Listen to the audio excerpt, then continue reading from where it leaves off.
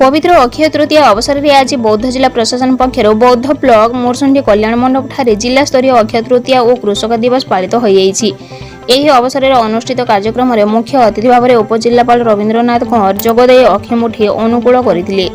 सम्मानित अतिथि भाव में बौद्ध विभाग प्रतिनिधि विद्याधर स्वाई, बोड़ीगाँ सरपंच सिद्धेश्वर प्रधान, मोरसंडी सरपंच मधुमती बेहेरा, जिला मत्स्य अधिकारी लिप्सा पट्टनायक, जिला सूचना और लोकसंपर्क अधिकारी रीताकांति बलियार सिंह प्रमुख जोगदे अक्षय तृतीय दिवस पालन महत्व उपरे आलोचना करने सह चाषी मानक उत्साहित करथिले। एही अवसर में कृषि विभाग, उद्यान विभाग, मत्स्य विभाग, प्राणी संपद विभाग और कृषि विज्ञान केन्द्र अधिकारी माने जोगदे निज निज विभाग पक्षरु चाषी मानक पई रहिथिबा सुविधा सुजोग और सरकारी योजना संपर्क में आलोचना करथिले।